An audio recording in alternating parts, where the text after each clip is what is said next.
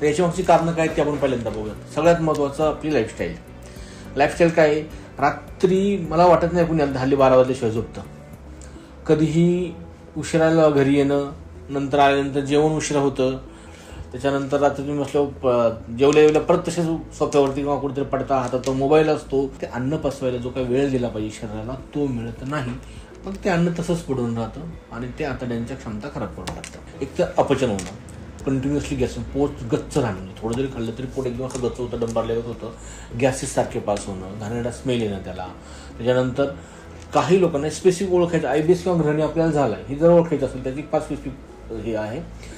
Toilet काही दिवस 2-4 दिवस तुम्हाला एकदम कडक होईल आणि 2-4 दिवस अचानक जुलाब होतील. हे त्याचं पहिलं. क्वचित द्रव हे जे आहे हे त्याचं स्पेसिफिक लक्षण आहे वाताची गाणीचं.